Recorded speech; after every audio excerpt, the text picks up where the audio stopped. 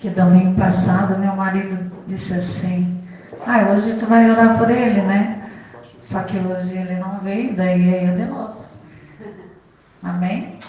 Tá todo saldo? Liga o ventilador, quer? Amém? Estenda essas mãos para cá. Pai, em nome de Jesus, eu coloco diante de Ti a vida do meu filho, Senhor, do Teu servo amado, Pai. Que o Senhor venha usá-lo, Senhor, como um vaso que ele é em Ti, Pai. Usa ele, Senhor, com louvor e glória, Senhor, para Ti, Pai. Tudo para Ti, Senhor. Que ele nessa noite, Pai, possa falar somente aquilo que o Teu Espírito Santo colocar na sua boca, Pai. Para trazer essa palavra para a gente, Pai, que nós vamos sair daqui diferentes, Deus. Que o Senhor possa usá-lo com palavras remas, palavras edificantes, Pai. Que venha nos abençoar, Pai. Nós oramos em nome de Jesus. Amém. Amém.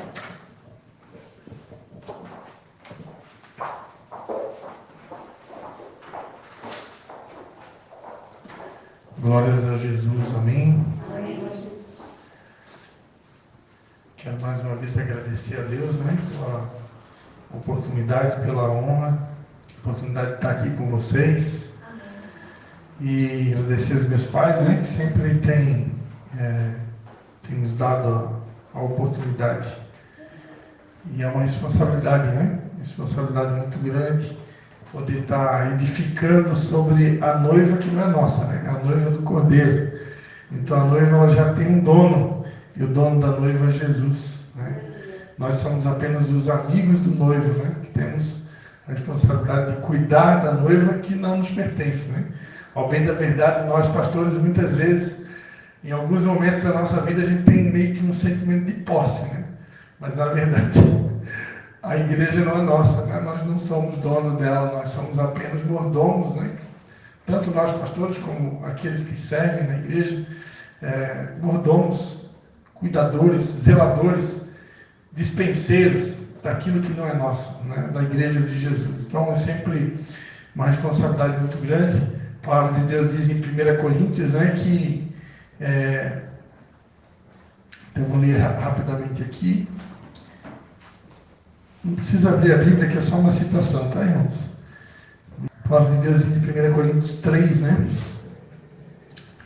Que ninguém pode pôr outro fundamento além do que já está posto, qual é Jesus Cristo. E se alguém sobre esse fundamento levantar o edifício de ouro, prata, pedras preciosas, madeira, feno, palha, a obra de cada um se manifestará, porque o dia a demonstrará. Pelo fogo será revelada, e o fogo provará qual seja a obra de cada um. Se a obra de alguém que alguém edificou sobre ela permanecer, esse receberá galardão. Se a obra de alguém se queimar, sofrerá perda, o tal será, todavia, salvo como pelo fogo. Então, aqui fala um pouquinho, né, sobre a responsabilidade que a gente tem de edificar, né? E eu tenho procurado me alimentar, né, com alimentos ricos em nutrientes, para quando estiver edificando, a gente possa realmente compartilhar palavras que realmente vão fazer da igreja de Jesus uma igreja mais adornada, mais linda, mais preparada para aquele grande dia, o dia do encontro, né? O dia das bodas do Cordeiro. Amados, eu quero convidar você agora oficialmente. Nós vamos ler 3 versículos bíblicos para começar. Eu fiquei um pouquinho de medo que a Gabi ia roubar a minha pregação, mas ela só deu ela cumpriu ali o que eu falei no louvor, né? Que Deus manda o anjo na frente preparando o caminho. Então, ela só foi a preparadora de caminho, mas tem muita coisa para vir por aí. A Gabi só deu uma pincelada. Abra aí a sua Bíblia em 1 Timóteo 5. 1 Timóteo 5.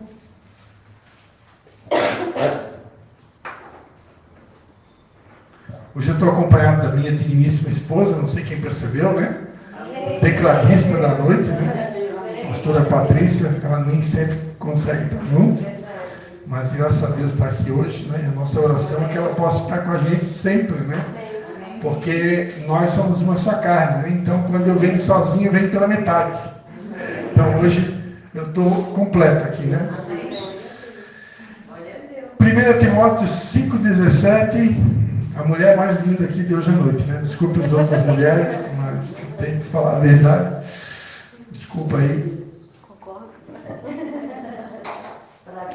Depois os maridos de vocês em casa, eles vão falar a mesma coisa para vocês.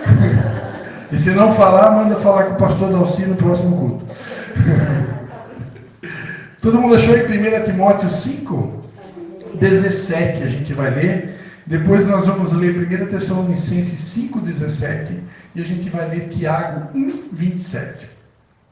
Então 1 Timóteo 5, do 17 ao 18, está escrito assim: devem ser considerados merecedores de pagamento em dobro ou dupla honra os presbíteros que presidem bem, especialmente os que se esforçam na pregação da palavra e no ensino, pois a Escritura declara: não amordace o boi quando ele pisa o trigo, e ainda o trabalhador é digno do seu salário. Amém? Agora 1 Tessalonicenses 5, 17.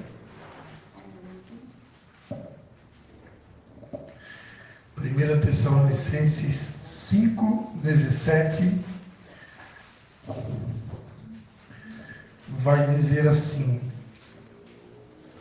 dependendo da versão, está escrito: orai sem cessar. Em outras versões está escrito: orem sem cessar. Amém?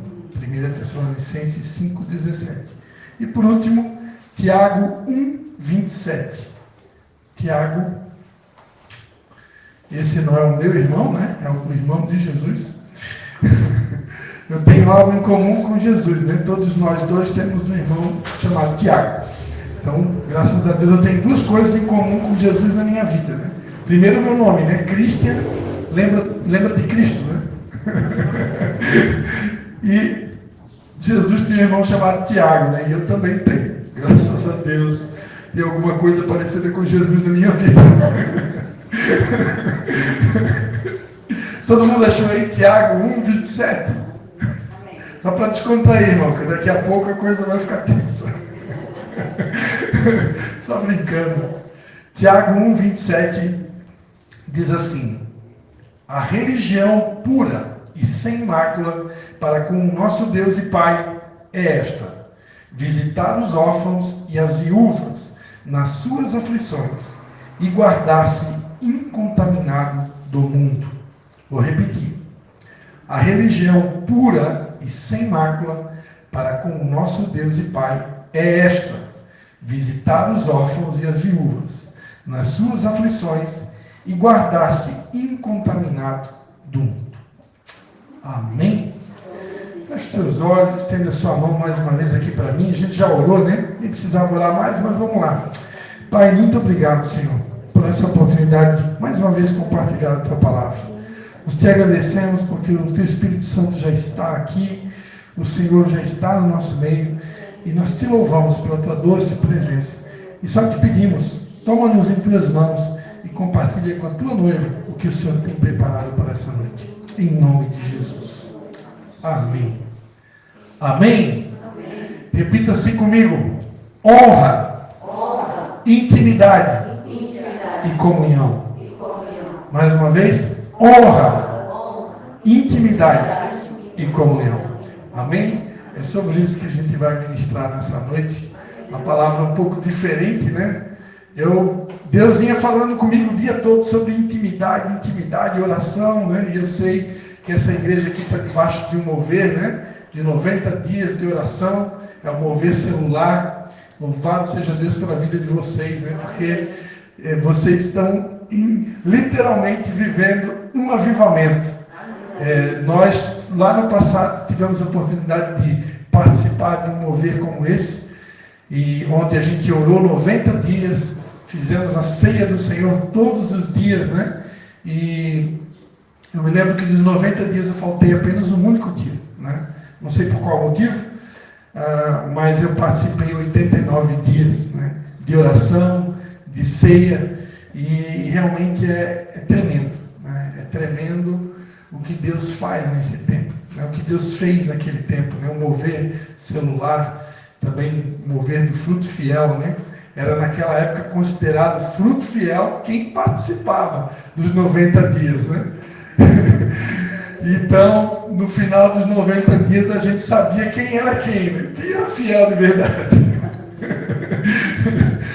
Mas, enfim, eu achei que eu ia ministrar só sobre oração nessa noite, mas no finalzinho do dia, antes de vir para cá, Deus me deu a direção de forma clara. Honra, intimidade e comunhão. Então a gente vai estar compartilhando um pouquinho com vocês. A gente não vai dar aqui uma aula de honra, nem uma aula de intimidade, e muito menos uma aula de comunhão. Mas eu queria dar aqui algumas pinceladas, né, sobre essas três palavras que, na verdade, são três fundamentos da fé cristã. A honra, eu diria que é um dos fundamentos menos conhecido em relação aos outros dois. Né? Deveria ser tão conhecido como a questão da oração, intimidade e comunhão. Mas a verdade é que são poucas as pessoas que ensinam sobre a honra. Para a honra e glória de Jesus, né, nós temos uma cobertura espiritual hoje, o apóstolo René Terranova, que é uma das maiores autoridades, talvez internacional e nacional, sobre o assunto. Tem mais de 10 livros escritos sobre esse assunto, e todos os anos lá em Manaus, no Ministério Internacional da Restauração, eles fazem um seminário da honra, que teve agora recentemente, faz uns 30 dias aproximadamente. Né? Então ele tem investido pesado. O primeiro mandamento da Bíblia, que você vai encontrar a palavra honra, lá em Êxodo 20, a Bíblia vai dizer: honra teu pai e a tua mãe, para que se prolongue os teus dias na terra que o Senhor teu Deus te dá. Eu tenho me esforçado, né, para honrar. Acho eu que estou sendo aprovado. Pelo menos 1-2 vezes por semana eu vou lá fazer uma visitinha, tomar um cafezinho, né, botar o assunto em dia, né? Ajuda a minha mãe a fazer as coisas dela, principalmente quando é coisa de internet, né? Internet, banco, e-mail, essas coisas, senha. Aí às vezes as mulheres se atrapalham um pouquinho, né? Aí a gente ajuda. Não se atrapalha, ela não sabe. Ela não sabe. A minha esposa tem pavor de banco. Se mandarem no banco, ela nem bota o pé lá dentro, irmão. Eu não sei por quê, porque toda pessoa deve gostar de dinheiro, né? E banco é um lugar onde tem muito dinheiro guardado. Oi? Mas não é nosso, é verdade, é verdade. Só abrindo parênteses, fechando parênteses, né? Que o dinheiro não é do diabo, né? O amor ao dinheiro é que é a raiz de todos os males. Fecha parênteses, para ninguém interpretar errado a minha fala. Mas a minha esposa, ela tem um pouquinho de dificuldade com caixa eletrônico, essas coisas assim. Mas amém, né? Louvado seja Deus. Para isso Deus botou eu na vida dela, assim como eu tenho algumas outras dificuldades, muitas, que ela acaba me complementando. Então, amados, a honra, o que é honrar? Honrar é considerar em estima, honrar é distinguir. Honrar é você considerar aquela pessoa que é objeto da honra e, né, considerar ela num ponto de alguém que é relevante na sua vida. A Bíblia ensina em 1 Pedro que nós temos que honrar a todos. Só que algumas pessoas nós deveríamos honrar um pouco mais, por causa da posição que elas ocupam. Por exemplo, pai e mãe são as pessoas que te colocaram no mundo. O que eu falo para vocês, o que eu vou falar para vocês é a experiência do que eu tenho vivido, das próprias direções que o Espírito Santo de Deus dá na minha vida. Eu acredito que Deus me levantou como alguém que tem uma responsabilidade sobre a Igreja de Jesus, e por causa disso, Deus, o Espírito Santo, nos direciona de tal maneira que a gente vai entendendo algumas coisas, e o que Deus comunica conosco, certamente Ele quer comunicar com a igreja. E eu tenho percebido, se eu ficar uma semana sem ir na casa dos meus pais, o Espírito Santo começa a me cercar de tudo que é maneira, ele começa a levantar pregador, ele começa a falar pela palavra, pelo Espírito, de tudo que é jeito. Ele me cerca, ele dá um jeito de me cercar de tal maneira que eu tenho que, pelo menos, ou fazer uma visita, ou ligar, ou mandar um WhatsApp, alguma coisa eu tenho que fazer. Isso acontece comigo. E eu vejo um cuidado de Deus nisso, né? Deus quer realmente que a gente possa aprender a honrar. Honrar pai e mãe, honrar as autoridades constituídas por Deus, né? Como eu li aqui o texto de 1 Timóteo, fala que são dignos de duplicada honra, ou dependendo da versão bíblica, fala duplicados honorários, ou pagamento em dobro. Os presbíteros, aqueles que presidem, né? E principalmente aqueles que se esforçam na pregação da palavra. Então quem ensina essa palavra aqui, deveria receber bem, ganhar muito bem. Durante aproximadamente uns 8 anos do nosso ministério Vindas Águas, eu e minha esposa, por direção do Senhor, nós não tínhamos salário. Nós não recebíamos nenhum tipo de ajuda da igreja, nada. Por decisão nossa, contrariando a própria Bíblia.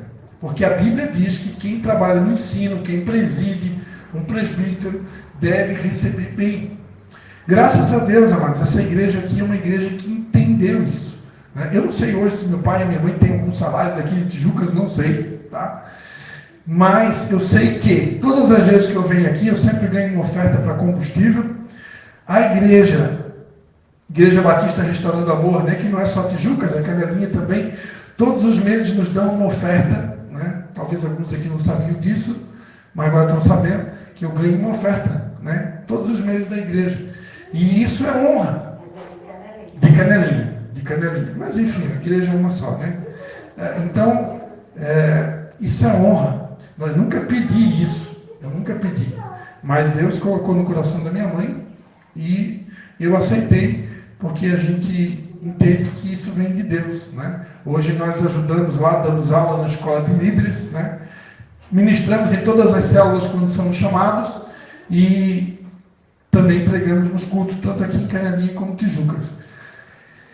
E louvado seja Deus pela vida de vocês. Eu já tive em muitos ministérios que eu fui convidado para pregar, que nem ajuda de gasolina eu ganhei. E às vezes algumas cidades um pouco mais longe, né? E provavelmente naqueles ministérios eles não ensinaram, né, que deveria pelo menos dar um auxílio para combustível. É o mínimo. Eu sei que pastores que vão, pastores famosos, né, que vão pregar em outros estados e tal, essas pessoas ganham hotel, ganham alimentação, ganham o traslado, né, seja de avião, seja de ônibus e tal, e muitas vezes lá no lugar onde eles vão pregar ou tocar, eles ganham também uma oferta. Sem falar que tem aqueles que cobram, né? Aí é um outro departamento. Eu particularmente não concordo com isso. Eu acredito que nós não deveremos cobrar para pregar o Evangelho. Nós devemos aceitar uma oferta de forma voluntária. Mas eu particularmente acredito que existam ministérios e pastores que colocam um valor por causa da desonra. Eu soube, né? Eu soube na minha cidade, um ministério de louvor famoso veio fazer um evento na cidade, não vou citar o nome, e a igreja que convidou aquele ministério de louvor deixou eles na mão, irmãos. Eles não tinham dinheiro nem para voltar para a cidade deles. Então isso é um cúmulo, isso é uma vergonha para o Evangelho. Se o ministério convida, se uma igreja convida um ministério de louvor, ou um pregador de um outro estado do país para vir na sua cidade fazer um evento, você deixa ele na mão sem dinheiro para poder voltar para a sua cidade, isso é uma vergonha. Então eu acredito que por causa de atitudes como essas, situações como essas, que hoje existam ainda no nosso meio alguns que cobram para pregar. Não deveriam. Agora o que falta é ensino. A igreja ainda não aprendeu sobre honra. A Gabriela falou aqui, né? Provérbios capítulo de número 3. Ela citou Provérbios capítulo 3. Vai dizer, né, a partir do versículo 9: honra ao Senhor com a tua fazenda e com as primícias de toda a tua renda. Então se encherão os teus celeiros abundantemente e transbordarão de vinho os teus lagares. A Bíblia está cheia de honra. São vários textos. Em Ezequiel, deixa eu ver se eu consigo achar aqui. Ezequiel capítulo 44, aqui na verdade é sobre primícias, né? Que também é honra, né? Ezequiel 44, 30. As primícias de todos os primeiros frutos de tudo, e toda oferta, de todas as vossas ofertas, serão dos sacerdotes. As primeiras das vossas massas darei ao sacerdote, para que faça repousar uma bênção sobre a vossa casa. Os sacerdotes não comerão nenhuma coisa que tenha morrido, tal. Então aqui esse texto está falando sobre o zelo sobre os sacerdotes, né? Um pastor, um apóstolo, as pessoas que estão à frente da obra de Deus, elas devem ter uma honra especial. Não estamos falando aqui de bajulação, que a gente fala aqui na nossa linguagem popular, puxa saco. Não é disso que a gente está falando. A questão, eu vivi uma época, amados, que você deve ter visto, né? Existem igrejas até os dias de hoje, que você percebe lá no altar, em cima do altar, algumas cadeiras ali que são para os presbíteros, diáconos, pastores. Isso é uma forma de honrar. A Assembleia de Deus tem esse costume, né? Isso é uma forma de honrar. Você coloca aquelas pessoas ali. Tem várias maneiras de honrar, né? A principal delas é obedecendo, né? Obedecendo a palavra, obedecendo as autoridades constituídas. Então, como eu falei, é só uma pincelada. Nós temos que aprender a honrar todos. É um assunto que a gente ainda não domina, é um assunto que a gente ainda está com o freio de mão puxado. Nós, pastores, quando vai tocar nesse assunto de honra, primícia, parece que a gente está legislando em causa própria. E por causa disso, muitos acabam até se abstendo de tocar no assunto. A verdade é que se nós não ensinarmos sobre isso, quem está perdendo de ser abençoado é a própria igreja. E como a gente leu nesse texto de Provérbios, né? Quando a gente honra a Deus, por exemplo, com as primícias, a Bíblia Sagrada diz que se encherão os nossos celeiros abundantemente e transbordarão de vinho os nossos lagares. Tem alguém aqui que não quer isso na sua vida? Tem alguém aqui que não quer essa bênção? Né? Só que tem uma condição, eu preciso aprender a honrar. Honrar, queridos, não é só com dinheiro. Honrar é com palavras, honrar é com atitudes, honrar é com gestos. Não adianta eu vir aqui elogiar a minha esposa na frente de todo mundo e lá dentro de casa, eu sei como diziam os antigos, não cavalo.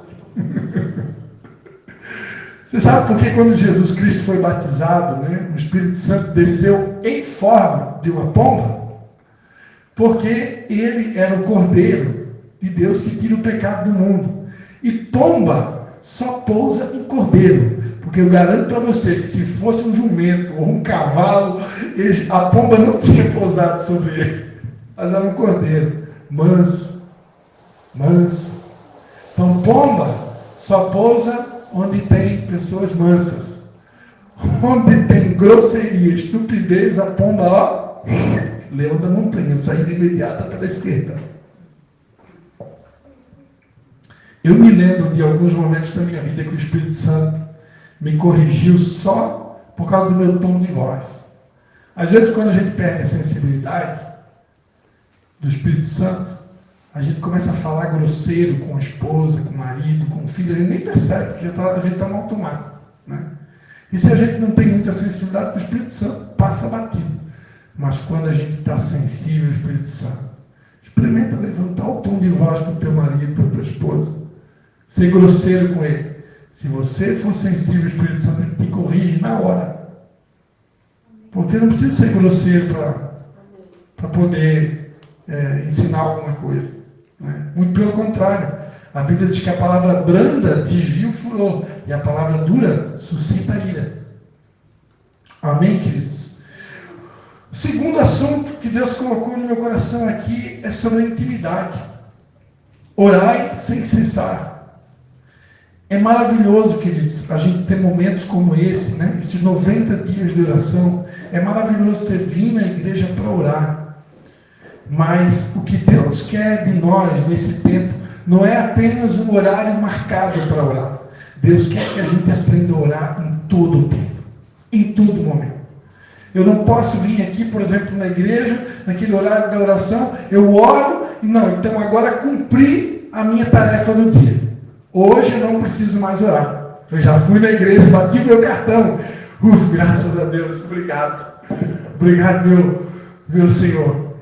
Que hoje eu já cumpri o meu ritual de oração. Não, queridos. Orar em todo tempo. Em todo tempo. Você sabe por quê que nós ficamos ansiosos? Sabe por que a ansiedade, muitas vezes, ela alcança a nossa vida, e muitas vezes nós andamos ansiosos. A Bíblia diz, não andeis ansiosos. Se Jesus disse, não andeis ansiosos, significa que eu não poderia estar ansioso nunca. Eu nunca deveria estar ansioso. Jesus disse, não andeis. O que é andar? Alguém que sabe o que é andar? Andar é isso aqui, ó. Isso aqui é andar. Todo mundo sabia que isso aqui é andar, né? Então, quando a Bíblia diz, não andeis ansiosos, ou seja, você não pode andar preocupado. Você não pode ter um estilo de vida, você está sempre preocupado com alguma coisa. Preocupado com amanhã, preocupado com a creche do filho, preocupado com a conta que tem que pagar, preocupado com o marido, preocupado com a esposa, preocupado. Eu não posso ficar preocupado. Jesus disse, não andeis ansiosos. Mas por que a gente anda ansioso? Porque a gente ainda não aprendeu a orar em todo tempo. Ou se a gente ora em todo tempo, está faltando uma outra coisa, que é a confiança. Não adianta também eu orar se eu não confio no Deus da minha oração. Aí você ora, mas você não confia? A ansiedade vai te pegar. Porque o que adianta orar e não acreditar que Deus está ouvindo a tua oração? Orar sem acreditar que Deus está ouvindo é a mesma coisa que não orar. Às vezes a gente ora, mas não acredita que Deus ouviu. E que Deus é poderoso para fazer infinitamente mais, além de tudo aquilo que pensamos ou imaginamos, segundo o seu poder que nos opera. É tão tremendo que a palavra de Deus diz lá em Filipenses, capítulo de número Filipenses 4, versículo 6. Olha só que coisa interessante, não sei quanta gente já notou isso na Bíblia. Filipenses 4, 6. Não andeis ansiosos por coisa alguma, mas em tudo, pela oração e pela súplica, com ações de graças, sejam as vossas petições conhecidas diante de Deus. E a paz de Deus, que excede todo entendimento, guardará os vossos corações e as vossas mentes em Cristo Jesus. Quem aqui já prestou atenção que a nossa oração e a nossa súplica deve ser com ações de graças? Quem já prestou atenção nisso? Não está dizendo aqui que é só oração e súplica. Está dizendo que é oração e súplica com ações de graças. O que é ações de graças? Eu estou agradecendo antes da resposta vir. Porque eu acredito tanto que Deus está ouvindo a minha oração, que eu já estou dando ações de graça, eu já estou louvando, eu já estou agradecendo. Senhor, muito obrigado, porque eu já sei que a cura do meu filho vai chegar. Muito obrigado, Senhor, porque eu já sei que aquele aumento que eu tanto queria vai chegar. Senhor, muito obrigado, porque aquela viagem que eu tanto sonho vai chegar. Muito obrigado, porque aquela mudança no meu marido, no meu filho, na minha esposa, está chegando. Então eu já começo a agradecer. Porque eu creio. Amém? A Bíblia diz que sem fé é impossível agradar a Deus. Porque aqueles que se aproximam dele devem crer que ele é um Deus galardoador, abençoador daqueles que o buscam. Então a nossa oração não pode ser uma coisa mecânica. A nossa oração não pode ser desprovida de fé. Porque se for desprovida de fé, ela não tem efeito nenhum. E às vezes, como disse a Gabi aqui, às vezes a gente está tão automático. A gente está no automático para a oração, a gente está no automático para a oferta, a gente está no automático para o louvor. É comum, principalmente nós que já servimos a Deus tanto tempo.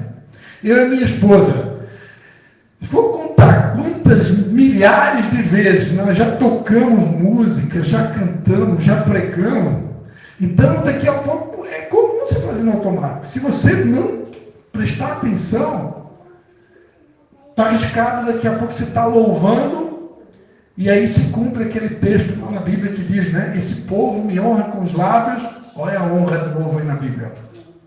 Esse povo me honra com os lábios, mas seu coração está distante. Então, se a gente não prestar atenção, daqui a pouco eu estou aqui cantando e estou com a mente vagando, né? Por causa das coisas que muitas vezes pode virar um automático. Então, não pode ser um automático. A oração tem que ser um estilo de vida, como a gente aprendeu em algum lugar. Eu tenho que aprender a orar sem cessar. Romanos 12, versículo 12 diz: alegrem-se na esperança, sejam pacientes na tribulação, perseverem na oração. Atos 6, do 1 ao 4, a palavra de Deus vai dizer, Atos dos Apóstolos, capítulo 6, do 1 ao 4.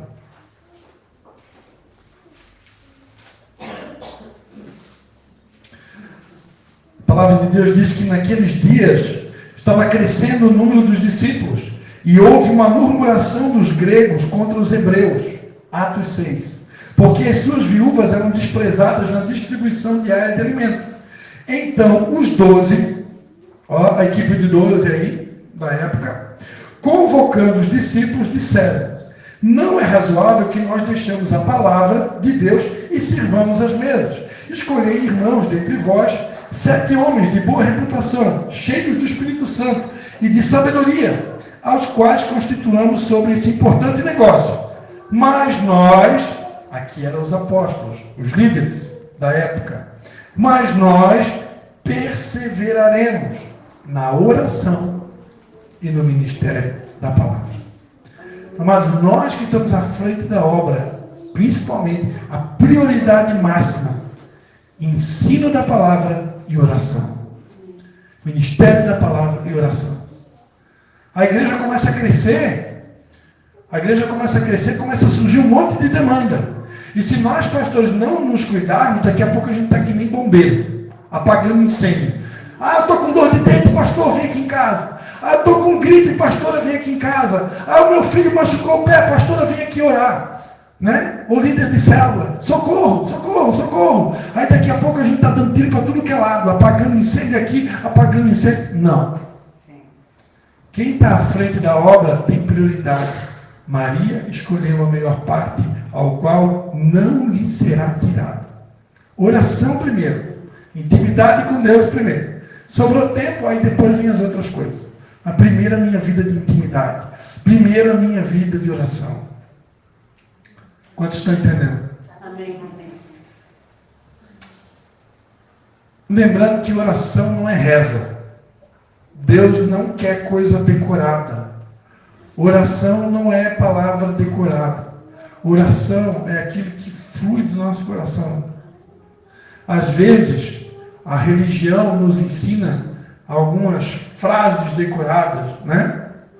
E a gente acaba meio que repetindo. E não é isso. Oração não importa se é de joelho, se é em pé, se é sentado, se é deitado, não importa a posição. O que importa é você ser sincero. A coisa que mais agrada a Deus na oração é a sinceridade. Presta atenção nisso. Por que Deus mudou o nome de Jacó para Israel? A partir de agora você não vai se chamar mais usurpador. A partir de agora você não vai se chamar mais enganador. A partir de agora você se chama campeão com Deus. Príncipe de Deus. Aquele que luta e prevalece. Por quê? Porque Jacó foi sincero. Jacó disse: eu sou Jacó. Eu sou um enganador. Eu sou mesmo um traidor. Eu pequei, é verdade. Eu falei: ah, não deveria olhar, eu olhei. Não deveria mexer, eu mexi. Não deveria tocar, mas eu toquei. E agora? Se confessarmos os nossos pecados, Ele é fiel e justo para nos perdoar os pecados e nos purificar de toda injustiça. Então, diante de Deus não adianta usar máscara. Diante de Deus não adianta fazer carinha de bonzinho. Eu chego lá diante de Deus com carinha de bonzinho, né? Carinha de anjo. Nada disso impressiona Deus. O que impressiona Deus é a verdade. É a sinceridade. Não importa o teu pecado, não importa a tua falha, não importa o erro. O que Deus considera é a pessoa nua. Porque todas as coisas estão nuas e patentes diante dele. Então não adianta, diante de Deus, querer usar máscara, querer fingir, querer dar uma de bonzinho. Ele sabe tudo. A palavra nem chegou na minha língua, ele já sabe tudo. Então a gente, diante de Deus, a gente tem que ir nu. Senhor, eu sou pecador mesmo, errei, falhei, preciso de ajuda, me socorre. É assim que eu sou. Tem um monte de defeito, mas tu já sabe mesmo, então fazer o quê? Então me ajuda. Porque se não for assim, irmãos, Deus não recebe a nossa oração. Deus não gosta de mascarado. Eu acho que quando teve o período da pandemia, né, ficou todo mundo mascarado.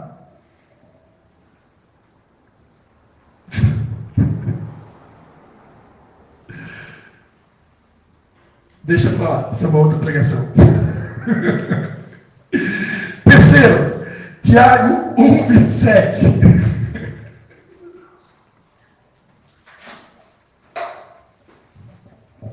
Tiago 1:27 fala sobre visitar, né? Eu falei que o tema da pregação era honra, intimidade e comunhão. Aqui diz, a religião pura e sem mácula para com nosso Deus e Pai é esta: visitar os órfãos e as viúvas nas suas aflições e guardar-se incontaminado do mundo. Quem aqui gosta de visita? Quem aqui gosta de ganhar uma visita do pastor, uma visita do seu líder de célula, uma visita de um amigo, uma visita de um irmão, de uma irmã que você gosta? Irmão, desde que eu me conheço por crente, eu não conheço ninguém que não gosta de uma visita. Desde quando eu me converti, uma das maiores reclamações das igrejas era: meu pastor não me visita, o padre da paróquia nunca vem na minha casa. Ainda hoje eu conversei com a irmã, porque o padre nunca foi lá em casa. Mas tinha um padre aí tinha um padre no passado que ele visitava todo mundo. Os padres visitam também, tem padre que visita. Glória a Deus. Mas a verdade é que nós somos carentes por natureza. O ser humano é carente. Não tem ninguém que não gosta de carinho. Se você não gosta de carinho, você está com algum defeito de fabricação. Todo mundo gosta de carinho. Todo mundo gosta de uma visita, né? De um cafuné, de uma lembrancinha. Semana de Páscoa, nós tivemos a aula da escola de líderes lá em Canelim. Teve um irmãozinho lá, não vou dizer nome, apareceu lá com um chocolatinho, né? Lembrou de trazer um chocolatinho para o professor. Professor, quem que não gosta, irmão? Alguém aqui ganhou uma caixinha de bombom na Páscoa? Né? Se teve coelhinho ou não vou entrar aqui no mérito da questão, né? Porque a nossa Páscoa não tem nada a ver com coelhinho, mas ganhar um chocolatinho, tem certeza que todo mundo gosta. Por quê? Porque a gente é assim. A gente gosta de amor, a gente gosta de carinho, gosta de colo, gosta de ter comunhão, relacionamento. Essas coisas são saudáveis. Só que, como eu falava, né? A gente não tem. A honra, ela não cobra. A honra, ela nos ensina a não cobrar nada de ninguém. Eu não posso cobrar uma visita de alguém. Eu não posso cobrar, por que você? Eu posso orar e pedir: Deus, eu gostaria tanto que aquela pessoa viesse me ver, mas cobrar eu não posso. Porque cada um tem suas demandas, cada um sabe quando pode e quando não pode. Agora, nós que servimos a Deus, na medida do possível, irmãos, se nós encontrarmos tempo para visitar as pessoas que nós amamos, os nossos discípulos, os nossos pais, é algo saudável. Mas a Bíblia aqui, ela enumera uma prioridade. E qual é a prioridade? Os órfãos e as viúvas. Órfão e viúva é prioridade para Deus. Coincidentemente, segunda-feira eu e minha esposa fomos visitar uma viúva, né? Coincidentemente, ou deucidentemente. Viúva e órfão é prioridade para Deus. Por quê? Porque viúva é aquela que não tem mais marido. Entre aspas, está sozinha. Não está sozinha porque Deus está conosco todos os dias. Ele é o Jesus de toda a terra, o Rei de toda a terra. Ele é Deus Emanuel. Então a gente nunca está sozinho. A palavra solidão é só para quem ainda não tem Jesus. Quem tem Jesus nunca está só. Mas a gente se sente só. E o órfão, quem é o órfão? O órfão é quem não tem pai. O órfão é aquele que perdeu o pai, perdeu a mãe, Então, esse também tem mais probabilidade de se sentir só. Então, esses daí são prioridades, né? Se no ministério existe algum órfão, alguma viúva, nós deveríamos ter uma atenção especial, né? Porque essa é a verdadeira religião, diz a Bíblia. Religião vem do latim religare, né? Religar o homem com Deus. Agora, na Bíblia, a verdadeira religião é visitar o órfão e a viúva e se guardar incontaminado do mundo. Salmo de número 133 diz: ó, como é bom e agradável viverem unidos os irmãos. Amém? Quando é que foi a última vez que você visitou essa pessoa que está do seu lado, né? Quando é que foi a última vez que você mandou um zap? Amados, os relacionamentos estão cada vez mais superficiais. Hoje tudo é virtual. É um direct no Instagram, é um messenger no Facebook, é um WhatsApp. As pessoas não se tocam mais, não se veem mais, né? E isso é muito perigoso, porque Deus criou o ser humano para ter comunhão. Deus criou o ser humano para ter relacionamento. Tem que ter toque, tem que ter comunhão, tem que ter abraço, tem que estar junto. Em Nova Trento nós tínhamos um hábito, de tempos em tempos, nós tínhamos um irmão que tinha um sítio.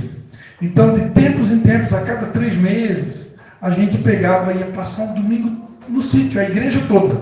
Passar o domingo inteiro no sítio. Porque a gente sabe, essa questão do visitar as pessoas, irmãos, é uma coisa delicada, e eu diria que nós não podemos cobrar isso das pessoas.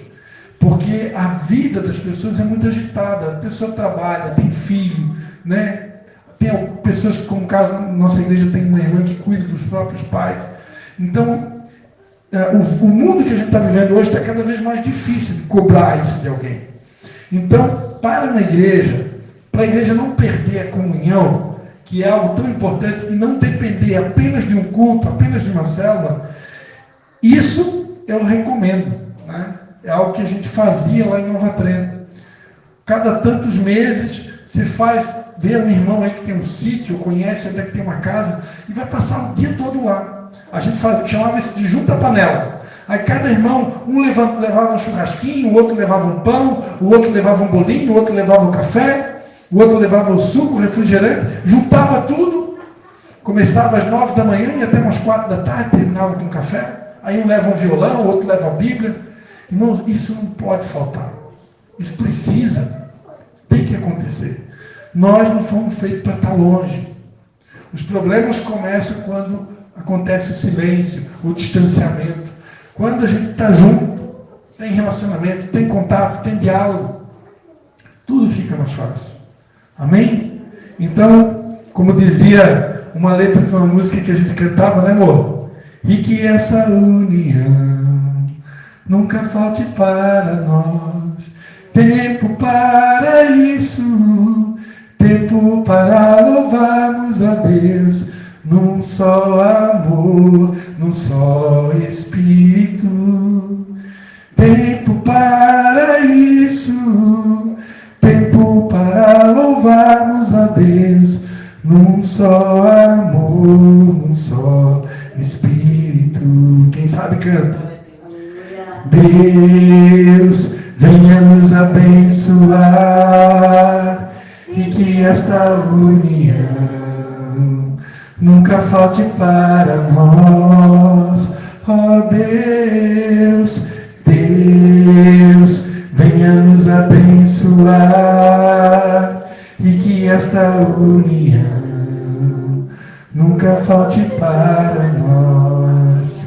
Quem pode dar um aplauso ao Senhor Jesus?